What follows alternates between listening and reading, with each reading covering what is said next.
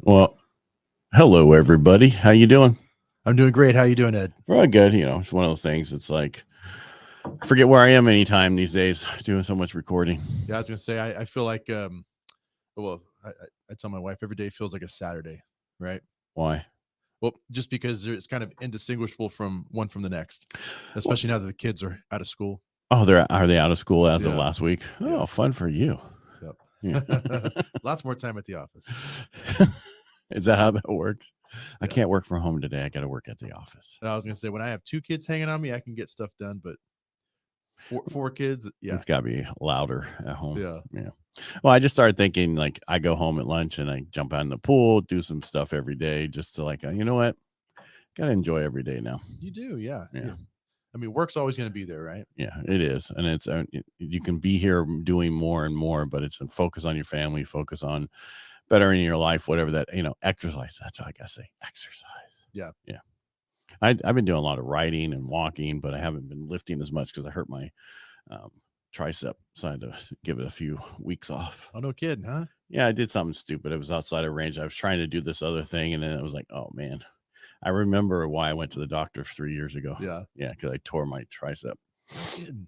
That's such a weird muscle to hurt, man. Well, and what was worse is it wasn't even a lot of weight. It was just the angle that it had happened. And and the guy's like, those burns, yeah, I got some major bone spurs here. Yeah, I was pretty big at one time. And what I mean? It's just one of those things. Yeah. It's like, oh, well, what are you going to do? So falling apart, getting old. That's what happens. I trust me, I understand that, man. Yeah. Well, it doesn't help with kids either, because when they jump on you and want you to carry them around, put them on your shoulders. Yeah, I can definitely tell I'm getting arthritis in my knees, so that's something to look forward to. Yeah, I remember Blake did the marathon, the one in town, the one that's Medicine Marathon. Yeah, he did that, and then when he was done, he's like, so I had to carry him everywhere on my back. It's like if I was my parents or my mom, she would have said, if you can run 26 miles, you can walk. Yeah. I remember playing soccer in high school, and my mom would go, I'm not coming to get you. If you can play soccer, you can walk home. But Mom, I'm at Turlock High School, and that's across town. That's like 5 miles. Yeah. I'm always impressed with the people that do even like a half marathon, but geez, the full on marathons. Yeah. The furthest I've ever ran was 3 miles, and that's because I had to. Right. That was like the yearly. Was that in the Navy? Yeah. That was the last PT, time. Right. Like you have to run 3 miles, make sure you're in shape. Okay. No, I did in 2000. When the downturn hit us in 2006 and 7, I got back into triathlons, and I just focused on triathlons every day, and did some loans and short sale stuff, and that's all. But I'd run 6 miles a day after riding, 50 miles. Yeah. Fuck. I couldn't do that today. Yeah. I'd walk it. Power walk, maybe, right? I can walk fast. Yeah. All right. I guess not everybody wants to hear us about our lack of exercise. No, I'm just saying, take care of yourself. Get out there, do what you need to. We're living longer than we think we're going to live. Make sure when you're younger, you're putting money away. That's all I got to say. Focus on. I guess I don't know if everybody heard that, but someone's telling me some stuff. I was going to say, stinking Siri, right? Just heard everything, right? Yeah, well, I shouldn't have hit a button, I guess. Yeah. Yeah, well, when you're talking about as far as like staying in shape, right? So something that's... And financial stay in shape. Yeah, yeah, well, yeah. You would, trust me, you don't want to have to work to the day you die, right? But you have the Virginia Trail over in your neck of the woods, right? And then we have the La Loma Trail. So there are neighborhoods where there is outdoor activities where you can get out there and stay in shape. So yeah, it just I don't mind our trail, but my wife's like, what really bothers me is you could just go out late at night and walk it. It's like I still think of stuff when I'm walking. I could be attacked by somebody, but yes, you have more of a chance. So I get it. Yeah, but you like treadmills. I don't. So she has a treadmill in the house. Anyway, what's going on in the market? You got any open houses this weekend? Yeah, I have open house coming up this Saturday. And it's going to be on Spring Creek Drive. In Ripon? Yeah, in Ripon, yeah. Is that close to the golf course? Yeah, really close, yeah. That's like Spring Creek. Yeah. It's the name. And well, I'm going to say, yeah, if you know, right? If not, yeah. So it's in Ripon, close to the golf course. And I'll be holding that open with Marjorie Burnell. Well, that's a price point and a place where there hasn't been a lot of sales. And again, it goes back to what we talked about for the past 6 months or so, that we refinanced 10 trillion of 12 trillion in mortgage debt in 2020 and 2021 to low rates, to where everybody's just sitting. They don't have to do anything. And that's what's happening. I mean, people who have to move or are getting divorced or someone passed away, those are what's happening right now. The other stuff isn't happening. And we were talking about a while back that we're at 35% of our normal listings right now. Yeah. So this was some proposed legislation Mike Kelly mentioned at our last sales meeting, right? Oh, but he did. What was it? On when they're up there for like Ledge Day, mm-hmm. where they're proposing that for any investors that have rental properties, that they are exempt from the capital gains like they would be on a traditional, primary residence sale. So if they do it for somebody to live in, if they're not selling to an investor, right? And I was like, that would free up so much inventory. That would make so many homes available for first-time home buyers and families, right? Because there's plenty of people that have, most investors have like 3 to 5 rental properties at most, right? They're mom and pop places, right? But to pay, 30% on capital gains, 22. That's it. I thought it was like 30%, man. I know there might be additional, but on average, capital gains in the state of California is 22. Because when they were proposing that broke by Biden bill, Build Back Better, it would have put us to 43 or something like that. Yeah, in California. But I mean, it just depends. Everybody's in a different tax bracket, so you need to talk to your tax person. But $22,000 on $100,000 is a lot of money. That means you get 78 instead of 100. Like I say, people obviously, look at that as a disincentive why they don't want to get rid of real property. Right, but do 1031 exchange into something somewhere else. Like we were at our cabin last weekend and we ran into a neighbor he's like, I've only been up here 4 times this last year, and the only reason I'm up here today is to get rid of the pine needles. Yeah, and he's like, we do a lot of diving in, where Cozumel and all those other places. I'm like, well, you sell the house and do a 1031 exchange into something like that. Yeah. That's what if you don't use it, there's a way to get rid of it. Cause I mean, he bought cheap just like we did. A lot of the people there have a lot of equity in those homes. You're going to see them come up because of the snow and the thing that happened last year. But I'm thinking, give it a year and a half, people forget how much snow is there. Yeah. Right. And then people start buying it. Cause I mean, there's one that's a beautiful view that needs a lot of work, but the view is just worth it. I mean, just you're on your deck, all you see is trees. You don't see the rest of the neighborhood. Yeah. But what I'm getting with all that is, yes, the 1030, that would be good, but also move it into something else, right? Go buy investment property somewhere else and then turn it into a second home. There's so much you can do with this. The problem is if it's not a true rental, right? Because that's the thing about people in their second homes. They're not really true rentals, right? They have to rent it for 14 days for each year for the next 2 years and then sell it. And then it turns it into where you can do the 1031 exchange. Gotcha. But I get what you're saying. The legislation about they suppose they pass with the House to where military retirement won't be taxed in the state of California. That'd be cool.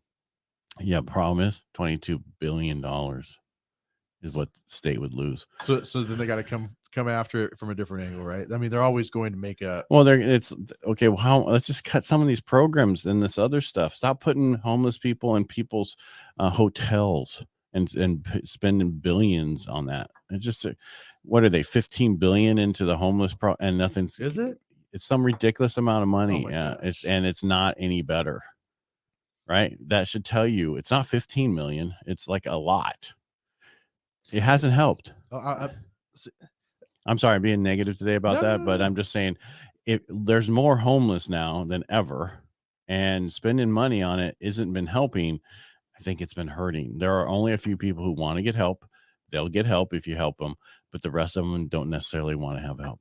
Yeah. And, for somebody who's out there thinking like, hey, I thought we're talking real estate. Well, we are. Everything comes from taxes, right? And so we need to just always be, cognizant of the fact that government creates nothing, right? They're here to protect us, right? But they do take our tax money and put it towards programs like that, right? Like I remember this, I think it's 2 or 3 years ago when Modesto invested, it was like a little over $1 million for that homeless encampment, right? Mm-hmm. With all those tents. I was gone in like 6 months because it just ended up being such a crime-ridden area that they had to have a police officer there for full shift. So that was just, $1 million from our small community that was just kind of frittered away on. Yeah, but that was, they had to put them where they were. I'm sorry, I was said 15. I'm sorry, it's only 10 billion. Oh, rounding error. It's close enough. It's still $10 billion we could use somewhere else. Yeah, well, I saw a documentary just the other day where we have like 50% of all the U.S.'s homeless population here in California. Well, we also have 40 million people.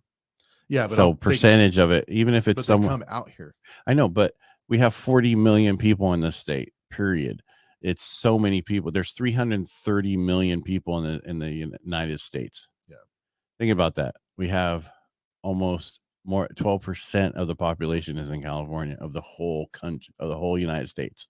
Well, and just to kind of clarify the point, you and I were talking about, and we've talked about it many times, right? Like there are people that have fallen on hard times and they're in the shelter and they're going to work and they're improving their lives and then moving on, right? But I think what is the most obvious problem are the people that choose the lifestyle that are on the streets, right? Well, it says in that thing when I was looking, it says nearly 10 billion over 3 years. Of 500,000 Californians who made use of those services, more than 40% ended up housed. But it doesn't say how long or what they do after that. That's not a good number. 40% of the people became housed, right? Yeah. If it was 85, 90, then I think it was a worthy program, right? If you got a 40% on grades in school, did you do well? Nope. You're doing it over again. But now he's doing the best he can. It's not his fault. It's the pencil's fault. Yeah. Let's just remember it's our tax dollars at work doing that stuff. Well, and that's the issue is more we're taxed, then more people don't come here. And then eventually we could lose the appreciation we've been having. Right, because people don't want to move here. People are leaving the state. Yes, we have a lot of people. Like that's why I said we have 40 million people, 12% of the population of the United States. That's huge. If you think about it, there's 50 states. Yeah, and one state has 12% of the people. Because we're a big state with lots of coast, right? Right. Well, we're a big state. Period. We're not by the coast. Well, we're not. But I mean, you got desert. You got everywhere. Size of the state, right? Like it's huge. It could be its own country. I drive to Arizona to go see my sister. I'm in California for 7 of the 8 hours. So yeah, it's pretty big. Yeah. I mean, to get down to San Diego from here was 6-7 hours, depending on how you drive. Yeah. And traffic. Right. If you drive the speed limited, I don't know. I don't remember if I do. Yeah. I can never drive the speed limit. I have big tires on, so my numbers are always off. There we go. Yeah. All right. So basically just, get into homes. That's all you can do to fight off this inflation, other stuff that's going on. You can protect yourself by getting a fixed payment with owning a home. Rental is not going to help you. You're subject to what the next lease is coming due and what they're going to put on that. I don't think a lot of people understand that they will raise 8 to 10% just to protect themselves. Right.